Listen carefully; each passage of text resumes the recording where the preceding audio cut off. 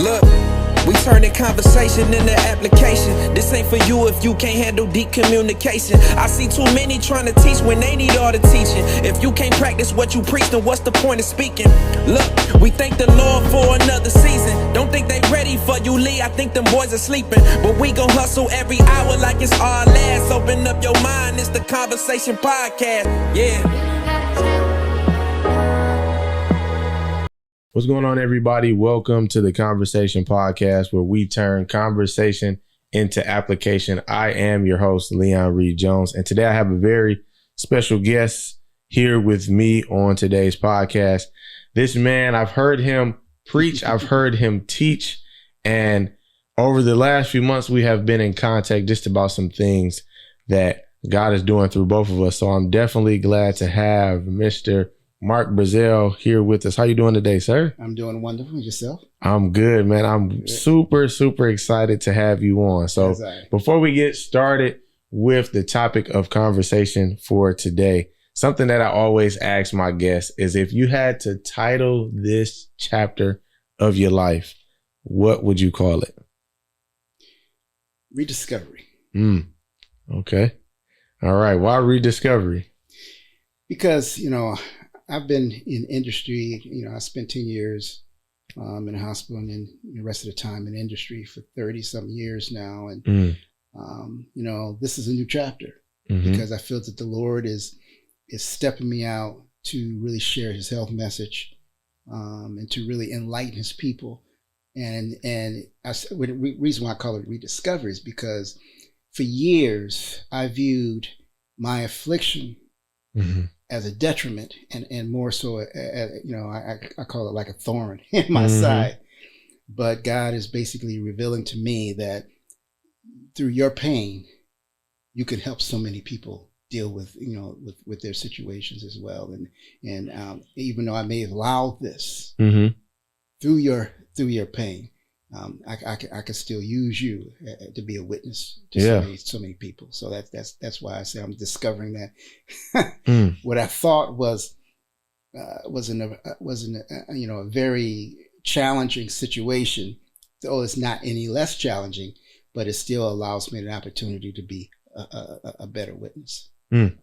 Man, I love that. The rediscovery. That sounds like a book, album, something. So I love to hear that, man. So you talked a little bit about, and talking about the chapter that you would call your life for this current season that you're in.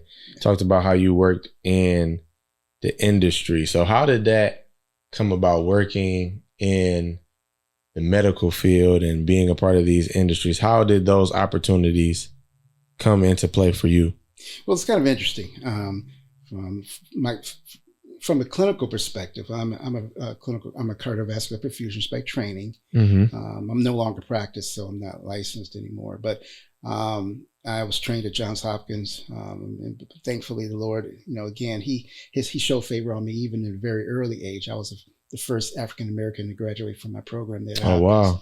While I was there, it was kind of like a walking Black History program, because not only did I have a chance to interface with Dr. Carson before he transitioned to the dark side, but also there was another cardiac surgeon. He was the only Black cardiac surgeon on faculty. His name was Dr. Levi Watkins, who was also a man that I valued tremendously. He was actually one of Dr. Martin Luther King's doctors. Wow. And he was very involved in the civil rights movements, the freedom walks. He was actually Dr. King's, he was a deacon when he was a pastor at the church there in Atlanta.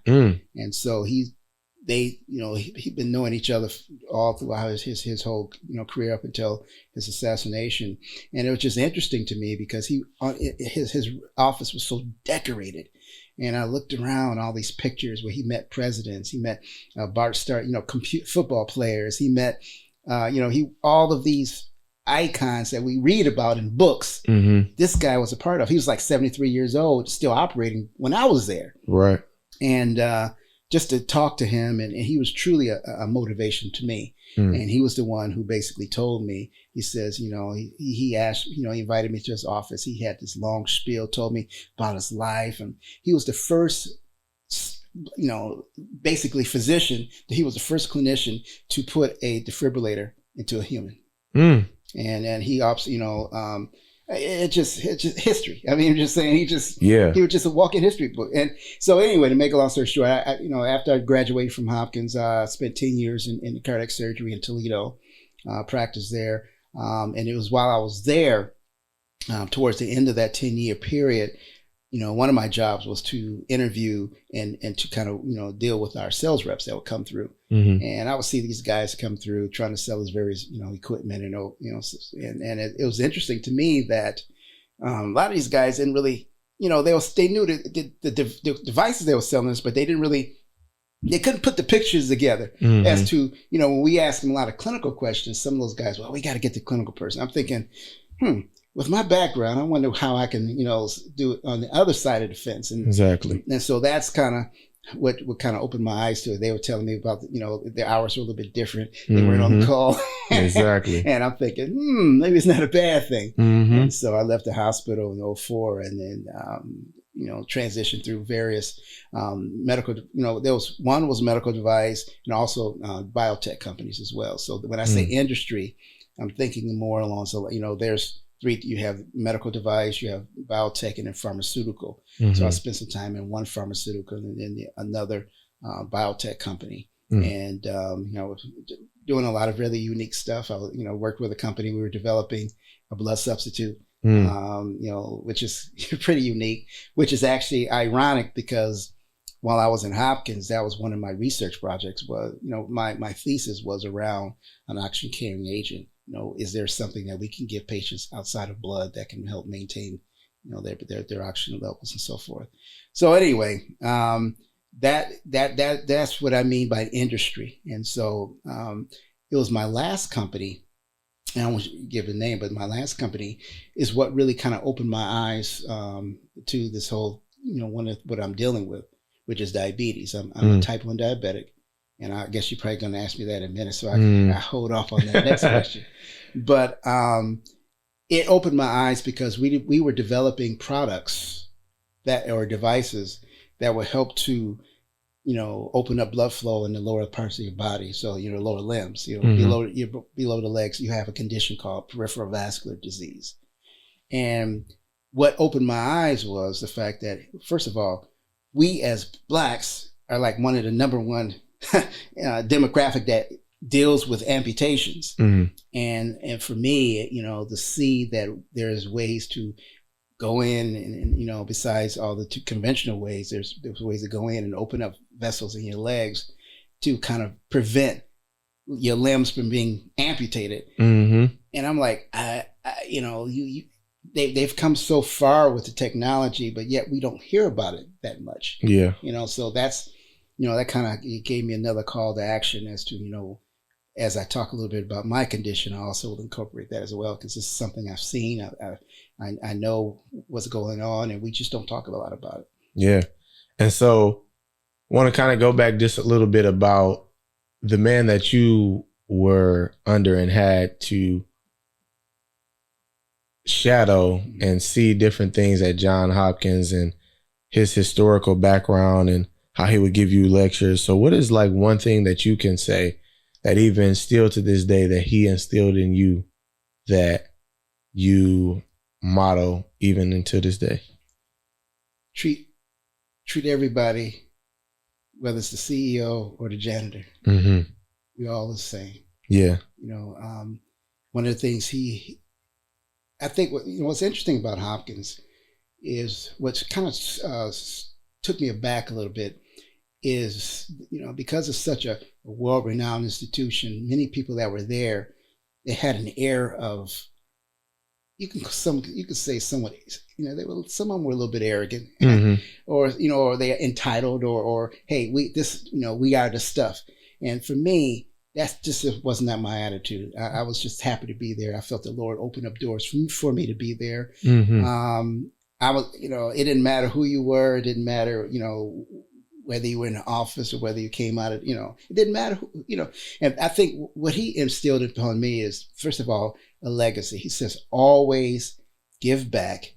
And he also was saying that, because he said, because you're first here, that's going to carry with you for the rest of your life. Mm-hmm. And he was just saying that, you leave a legacy, Mm-hmm. never just, it's not good enough just to get something, make a mark, make some sort of impact in the areas that you're involved. Leave something where people can know, okay, not only who you are, but better somebody else, give back. Pay it forward, I guess is the term, Mm-hmm. they say, and try to be a witness to other people. Because, like I said, for him, this guy again was 73 years old. Look him up. His name is Dr. Levi Watkins. He, Mm-hmm. He's been around. He was world renowned at that time as well as with Dr. Carson. But he was always, he would tell me, he said, don't get the big head. Mm-hmm. He said, if anything, be motivated to share what you learn and try to and pull the younger generation up. Yeah, and I think just in hearing you and listening to you speak about the different experiences that you had in being a physician and dealing with different things in the medical field, you saw different things, you heard different conversations, and your brain automatically went to, how can I help? That's right. How can I use what I'm learning now? How can I take the knowledge that I have and that I'm learning to benefit someone else? And it was always, like you said, you never got the big head. You never, you were just happy, fortunate to be where you were and even where you are now. So I love to hear that, because I tell people all the time, like, I could easily go make a whole bunch of money and it impact me, which is, we all need money to survive at the end of the day. But your brain was always wired around, how can I help somebody, or how can I take what I've learned and pass it on to somebody else? And you had a great example of that with Dr. Levi Watkins, because he told you that, hey, look how, and you saw the historic background that he had. If anybody had a right to boast, he did, because he walked with a guy that was legendary like Dr. King, and he did so many great things, but even still, he walked with a spirit of humility, which spilled over to you, which allowed you to do so many great things. So, man, I love to hear that. It's kind of interesting. I just want to explain for a lot of people who are looking at different vocations. Mm-hmm. Cardiovascular perfusion is not a physician. We are clinical specialists. Mm-hmm. And what's interesting is people ask, well, what do you do? What, if you think about cardiac surgery, you have a cardiac surgeon. Mm-hmm.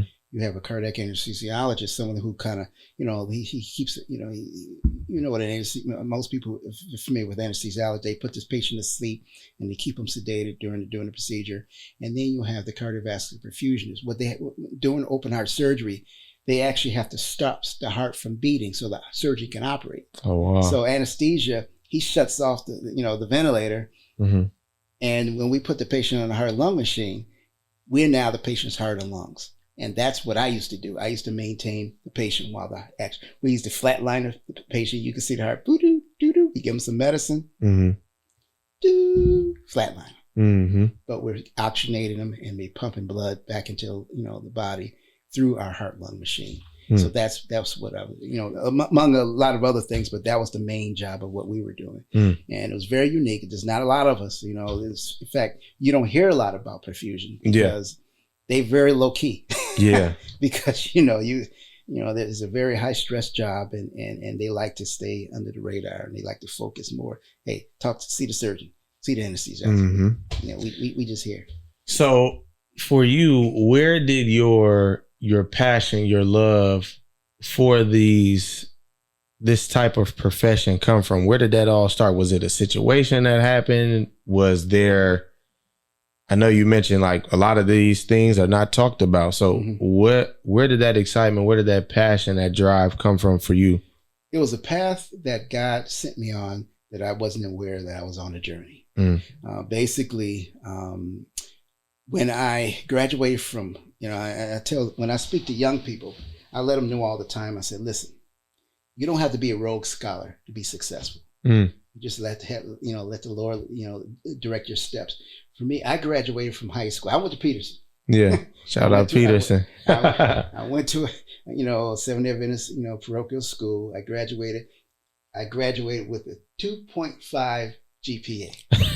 Actually, it was 2.65 to be correct. I didn't get scholarships. I wasn't magna cum laude. I wasn't summa cum laude. I was thank you laude. So I got out, right. and I said thank you, But I just wasn't sure what I wanted to do. I went to Eastern. I was at Eastern for 2 years. I changed my major like 2 or 3 times there, and then finally, I always had a love for the body. And there's a book I used to read all the time before I go to bed, a little medical book my dad gave me. And I used to just read it, and I'm like, wow, this is really interesting stuff. And so that got my interest. But what's interesting is that my background, initially I was doing geology, geophysics, which is, earth science. The evolution of that really turned my stomach. I just, and I was not mature enough to say, I'll just get to science and then go do my own thing. I wasn't in that mindset. I would debate with my teachers, all that kind of stuff. Right. That's not a good situation. I don't encourage you to do that if you want to pass the class. Right. But I just, I was a little confused. So I decided, you know what? I kept bouncing around. And eventually I went to community college. And I said, you know what? I don't really know what I want to do, but I'd have to do something. So I said, I'll go into the respiratory therapy program. That at least give me some time to figure out what I really want to do out of life. And that's kind of what started it. So I was in the respiratory therapy program, and I was the first semester of that. About 3 weeks into the program, the program director asked me if I would come talk to her in her office. I said, sure. I had no idea. We'll go in there, and she was like, close the door. She's like, I hope you don't find this, I hope you take this the right way. I don't really mean any ill intent. I said, well, what are you talking about? She says, you don't belong here. I looked at her, I'm like, what do you mean I don't belong here? I just want to get in the program. I just want to, She said, no. She says, no, you don't belong here. And she told me, and I remember she says, this program, this is not where you belong. You have a different trajectory. I've seen students coming here for the last 3-4 years. You're different. And she told me this. And I said, well, I kind of explained to her my situation. I bounced around. I wasn't sure. She said, and then she was the one who said, have you ever heard of perfusion? I was like, no. She said, I tell you what, give me a few days. I'm going to give you a number, and I want you to call somebody. I said, okay. She did that. And I went up to the University of Michigan, and they invited me into witness cases, and they told me a little bit, about the profession. And I thought it was just so cool, so interesting.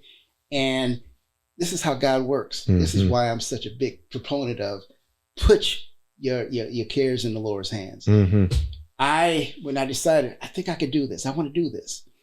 There were only 2 programs. The deadlines haven't passed yet for applying. Hopkins was one of them. Wow. Yeah, that's a blessing. So I rushed, and it was like within a few weeks. I'm like, oh my goodness, I got to get all my stuff together. And for those who, if they know about Peterson, there was a man by the name of Mr. Barnes. He actually was one of my letters of recommendation. And then she, the head of the department there. She was my other letter of recommendation, and I went to Hopkins. I should say I applied. About a week and a half or 2 weeks later, I get a letter saying that I was invited for an interview.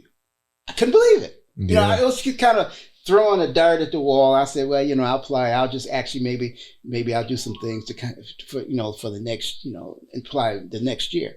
But anyway, I got accepted. I should say I went to the interview. I had never been in anything like this. I'm a kid from Peterson. I'm from a small school. Right. I go to an interview. There's like 20 people in there from all over the not country, world. Right. There's a guy from Greece. There was a guy from Germany. And I'm thinking, I've never been involved in anything like that. Even coming from Oakwood, we had a lot of international students, but most of them were from the Caribbean. Right. I've never interfaced with English and German and Greece, So anyway, I'm sitting there with all these people, and I'm thinking, man, I don't know if I should be here, but I was just there, and I was like, well, heck, if they're here, I might as well be here. I interviewed. A week later, got my letter of acceptance. And it was such a blessing because I found out that out of 23 applicants, they accepted 6 into the program. Wow. And also, as a result of that, only 3 of us graduated from the program. Wow. The other 3 walked out the program. That's... And it's all the Lord. I mean, I can tell you story after story after story of my experiences at Hopkins, where I knew that the Lord was had His hand on me. But as a younger kid, it's not until years after when you look back, you're like, my goodness. Yeah. Because I could tell you some stories. My mentor, when I had to do my research, my mentor, I would go in his office all the time and use his computer because back in the day we didn't have laptops and stuff. So I needed to do my paper. And one day I went into his office, and the secretary there, he had like 2 secretaries because he was a department head. And he came in there. I went there and said, "Hey, can you give me? It's Dr. Dr. Yu. I need to use the computer." And she said, "Here." She gave me his code to his office, and she said, she stopped. He said, "Mark, let me tell you something." I said, "What?" She told me. She said, "I've been here for 5 years. I've seen fellows, I've seen residents, and even some medical students will come through here, working with some. You the only one that Dr. Yu has allowed me access, that has authorized for me to allow you in his office when he's not around. I just want you to know that." And she said, "You're the only one." Because he's very funny about anybody in his office. But he told us that if whenever you need to use it, you had to agree that. In fact, it was so great to have a great relationship with them, because when it was time for me to write up my paper, she offered. She said, "Hey, if you want me to write your paper?" Oh wow! I like, "Are you serious?" Yeah, they not doing that no more. They ain't doing that. They not doing that at all. That shows you how God's favor. So yeah, man, just hearing that is really honestly a testimony in and of itself. Just because, like you said, the Lord had His hand on you throughout that whole process, right? You talked about how there were 23 applicants, only 6 people were accepted, and then out of those 6, only 3 of you guys graduated. And then in that process of the schools that you wanted to go to, Johns Hopkins was one of the options. So all throughout that, from the time the lady said, "You don't belong here," most people, they would say, "Well, what do you mean? Like, I don't," like you said, "What do you mean?" But it's like, you just, like you said, you just thinking really on the surface level, like, "Hey man, I just want to be here. I'm excited to be here. I just want to follow my dreams and my passions." But all along, as you stated before, when we first started the interview, like God had something greater for you. So during that process, was there any point in time after that conversation she had with you that you wanted to fight it and try to stay there, or was just like, soon as she said this, I'm going to go for it? Well, it probably wasn't until I actually saw what perfusion entailed. When I had a chance to really see what those guys did, that's probably when it kind of changed my whole mindset. I'm like, "Oh wow, this is kind of cool." Because to be honest with you, I kind of agreed with her. I mean, I was only doing it because I feel those means to an end. You get to a point where you bounce around, you're indecisive on some things. I have to make money. I can't, stay forever at my living, in my mom's place. I got, your parents' home. You got to move on. Right. And so I just said, "Well, fine, I'll just do this. Put some money in my pocket until I really figure out what I want to do." And so that was my mindset. But when I saw that, I talked to my parents. I'm like, "You know what? I think I could do this." And they had faith in me. They said, "Well, give it a shot," because they thought it was really interesting. And so when I threw it out there, and God picked it up. Yeah, because God already had a plan in place, and I didn't realize it. Yeah. So you mentioned it a little bit. Your journeys with diabetes. How did that start? And what was the news that you got? What was your head at when you found out? What were you going through? What were you dealing with when? That's really interesting, and that's one of the reasons why I wrote this book. I had been working for about 3 years in surgery, at the hospital, And the irony of all of that was that a year before I was diagnosed, one of the anesthesiologists came and said, "Hey, we would like to, develop a protocol to find ways that we can improve outcomes on patients with diabetes undergoing cardiopulmonary bypass." I said, "That's sounds like a great idea." So I started researching some things and started so we worked together to kind of put together a protocol for those patients, and we just started doing that. Well, the irony of all that is I had gotten married in 99, January of 99, I got married. And so that year, 6 months into my brand new marriage, I started seeing some weird stuff happening. I noticed that first I had this incredible, insatiable desire to drink sugary drinks. Back in the day, it was, Welch's grape, and man, I used to drink that stuff by like water, man. You talk about a lush. I mean, I'm glad it wasn't alcohol, but man, I would just down that stuff like nothing. And my wife was like, "Why you drink all this stuff?" I just talked it off as just a sweet, not a big deal, Right. And then I started noticing other things. I remember, I started losing weight very subtly, but I was very active at that time. I was, riding my bike, so I just attributed it to being active. Riding my bike, because I always rode my bike, quite a bit. So I was losing weight. I remember one day I was laying on the couch. The phone rang. I was home. I was post call, and I got home early. And I was just kind of hanging out, laying on the couch, and I jumped up to answer the phone. And it's like my eyes, it's like somebody was shining a flashlight in my eyes. It's like a glare. And it just subsided. And I said, "Man, that's kind of odd." And I didn't think anything of it. But the weird thing about it is all this stuff was going on. And then even though I was dealing with I had just put together a protocol for diabetes, and it couldn't be that. Right. Anything. Right. But that just kept pushing, rolling it off. And it wasn't until, again, like I said, my appetite, I would get tired at times. I'll come home from the hospital. Normally I could be at the hospital for hours. 12, 13 hours necessary, depending on, you have bad cases or whatever, and you're there. I would get home just wore out. And literally just wore out. And I'm thinking, man, this is kind of weird. But it wasn't until one day I left the hospital. I was post-call again, and I was driving home. I went to the bathroom before I left. I changed my clothes, was driving home. Halfway home, it's like, boom, I had to go to the bathroom again. I'm like, I wasn't drinking anything. What's going on? Right.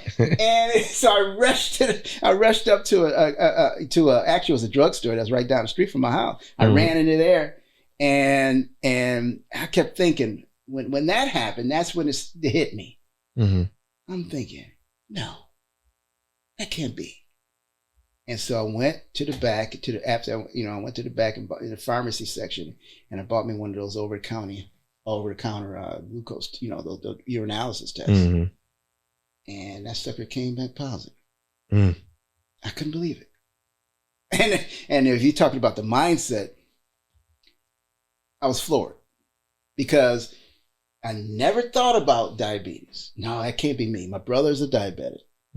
He's a type 1, but his was a result of a reaction. He took a drug, and it kind of, within 3 weeks, he went from normal to a diabetic, weird type 1 anyway.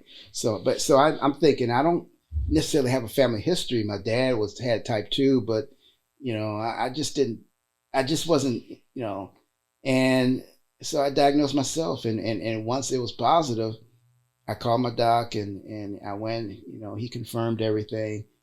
And the mindset was, and that's, in my book, I put in there, I was floored. I was a newlywed. I'm like, Lord, I just got married. Right. My wife was pregnant. She had gotten pregnant later that year, And I'm thinking, are you kidding me? And so I'm going through, and having dealt with that, studying up, diabetes and being heavily involved, I knew all the long term. I knew all the stuff about diabetes, and I'm like, are you kidding me? And I'm like, Lord, I tried to live right, I tried to eat right, Right. I tried to do, and this is what happens. I was angry. I was an angry black man for years. I couldn't believe it. And I was kind of almost in denial. I can't believe this is happening to me. And initially I was diagnosed as type 2, but within months, every time every 2-3 months I would go and get a test and get checked out. The tests were everything was going down. Eventually I ended up being type 1. I probably type 1 initially, but it just took a minute for it to kind of manifest itself. And that's when I got on insulin.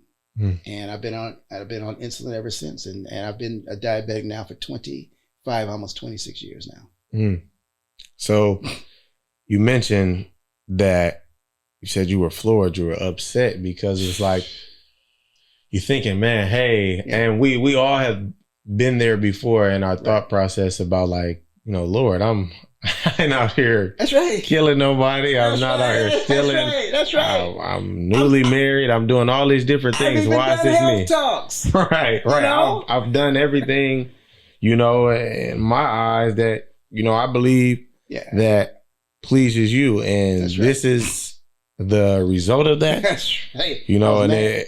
So many people have felt that way so many times with different trials and tribulations that they face. But this also created a blessing for you, because you created a book, and Matters of the Heart, right? Yep. And so you create the book, but you also still feel, before the book, you're angry, you're upset, because all of these blessings were popping up at first, and now you were in denial, you were upset, but then you go on to create the book. How did the book help that process? Well, the book was late. I was diagnosed in 99. I think around. No, I was diagnosed in almost the summer of 99. That later that year, and so I was dealing with diabetes for years. I wasn't thinking about anything. I was just trying to survive.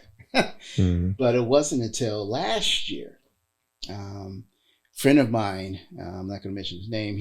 We were at a camp meeting. That's for those.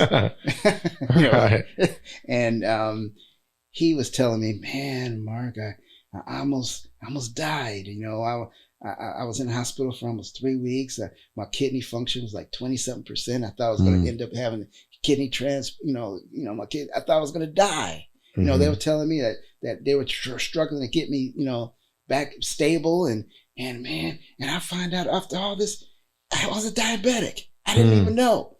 And we just started talking, and I just started telling him my story. Yeah. And that's where the motivation came, because I was talking to a few other people there, and that's when it kind of came to me that what, we need to know more what's going on about this thing. And I that's when it came to me. In fact, I had someone share with me. In fact, allowed to mention names on this thing? Oh yeah. As long as you don't mind, no. I'm okay with it. Dr. Kim Logan from City Temple. She speak, and she goes around. Anyway, we were talking, and I was telling her about my situation and everything. She said, "You should write a book." I'm like, a book? Right. I don't know. I don't know anything about writing a book. I'm not an author. And that's but it stuck with me. Because I came home, I prayed about it. I'm like, Lord, is this what you want me to do? I prayed about it, and the Lord came back. It was like I woke up like 4 a.m. one time, and the Lord just says, "Yeah, write a book." I'm like, on what? I don't know anything about. It just was so foreign to me. Right. And but the Lord just says, just tell your story. Yeah. Just tell your story, because your story is not. There's a lot of people that deal with what you're dealing with, and so that's that's what compelled me to write the book. Yeah, man. I think when I hear that and the book, frustration, all the ups and downs, I just always think about what a friend tells me all the time. He's like, man, if you're not obedient to what God will have you to do, it's not only on you, but somebody else could miss out on something that God is giving you. Absolutely. So just imagine if you didn't write the book. Just imagine if you didn't go through that and tell your story, whether through the book or speaking to people. There would be so many people. Now, granted, we all got to make our own decisions. Right. So whether you speak to them or they read the book or not and decide to make necessary changes, that's on them. But just imagine if you hadn't been obedient or said yes to that call that God gave you. It would be so many people that you may have not met or opportunities that you didn't see. But sometimes, again, going back to that surface level thinking, sometimes we can only think about what we see in front of us. What you saw in front of you was diabetes. This can't be me. I just got married. All of these different things. That's right. But eventually God showed you that this was all meant for my glory. The book, the stuff, all of it, not just the blessing part of it, but even the trial and tribulation, man. So that's, to me, that's beautiful, man, because I think so many times that we forget that. I remember somebody saying to me, like, man, your story is your glory. And I took it a step further. Like, we can use our story to give God glory. That's right. Absolutely. So, man, it's just wonderful to hear that, because even now, as you're speaking about it again, it's going to help so many people, man. Well, that's the goal. And, I want people to know not only about my story, but what is diabetes? I'm finding out that for a condition that's so prevalent, it's like everybody could say with 3 degrees of separation, I know somebody. Yeah. Whether it's in your family, whether it's a friend, I know somebody that's dealt with that. I don't know a lot about diabetes, but I know somebody that has diabetes.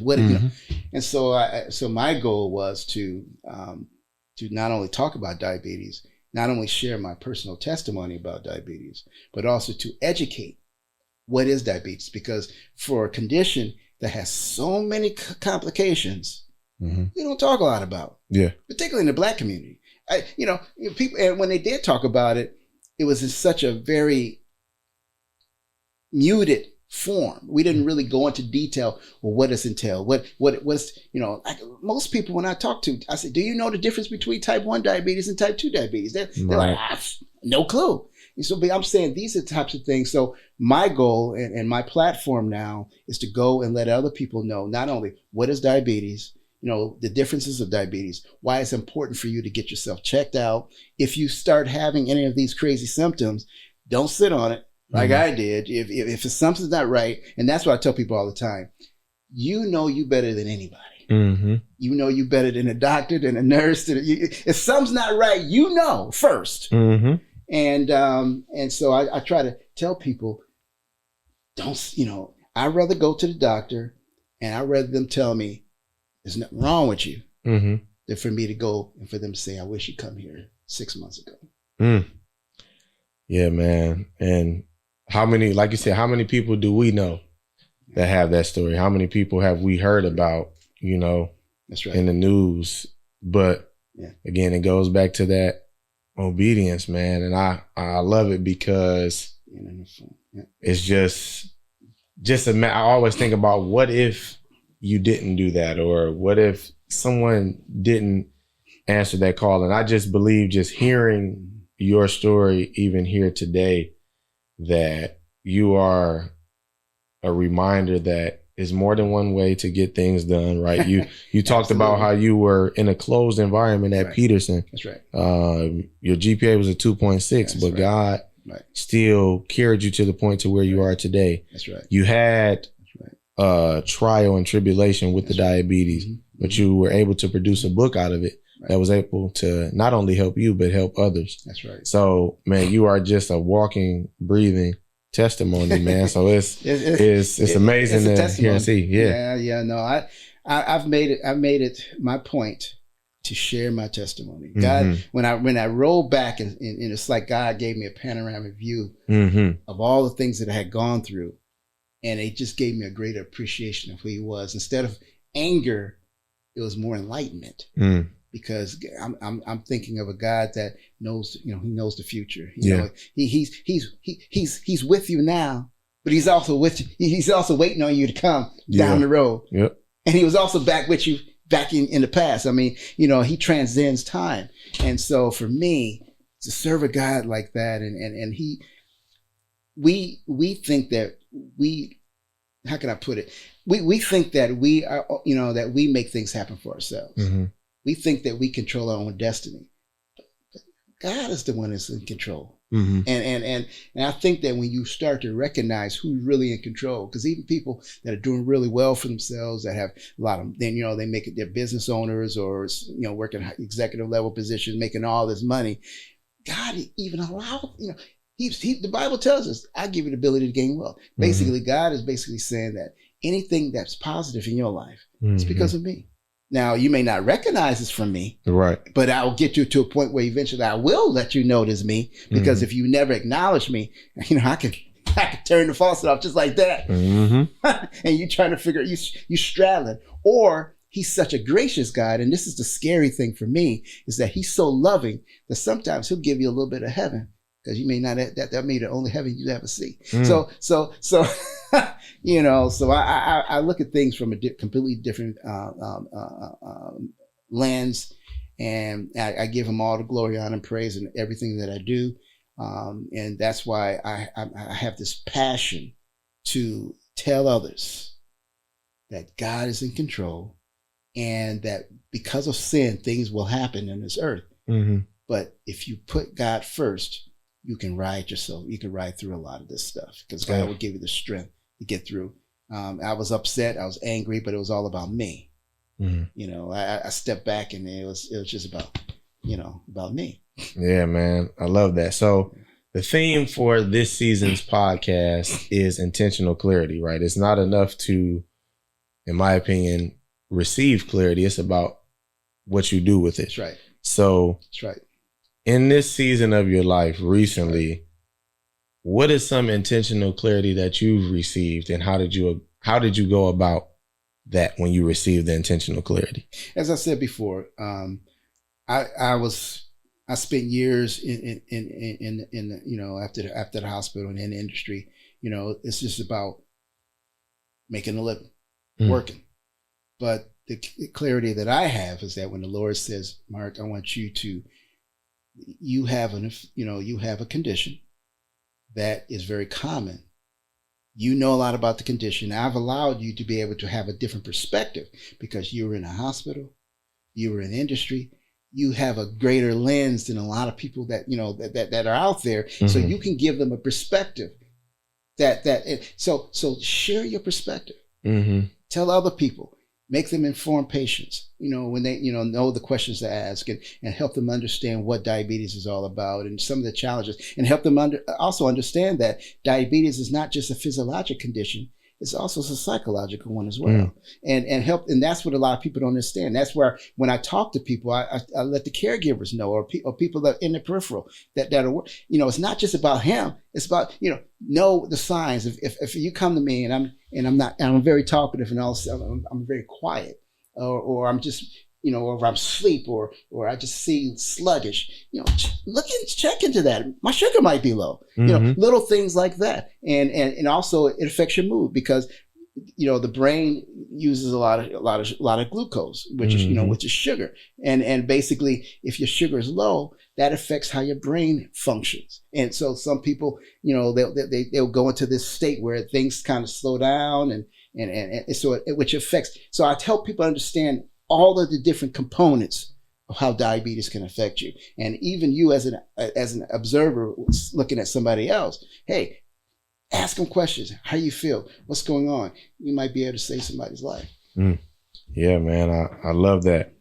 And I think, again, just I'm going back to your story, man, because it's truly powerful. And the fact that, you were so intentional, even in the midst of feeling how you felt, it's a result of, God's hand, His mercy, and all of that to why you are where you are today. Right. And so as we wrap this episode up, something I want to ask you is that if you had to give one piece of advice to somebody watching, what would it be? Well, I think one piece of advice would be pray and ask the Lord for wisdom. Because when you have wisdom, the Lord can bless you beyond what you think you're capable of. He can give you eyesight that you didn't know that you were capable of. And I hate to make this thing spiritual, but that's what it's all about. I mean, this God, He's the one that directs our life. He basically says, I knew you before you were you. You were in my mind before I even created you, before you were even in your mama's womb. I said, there's going to be a mark. And this is what I want. I'm going to set mark. I'm going to give it. This is going to be his legacy. And so many of us, we don't know our purpose. And a lot of people say, I don't have a purpose. No, God says everybody has a talent and everybody has a purpose. And so I say, I guess if I want to leave somebody with something, I would tell them that God created you with a purpose. Never forsake that. Well, again, man, thank you for stopping by. I definitely enjoyed this podcast. And thank you guys for tuning in to the converSAYtion podcast. We'll see you guys same time, same place. Excited for when that, because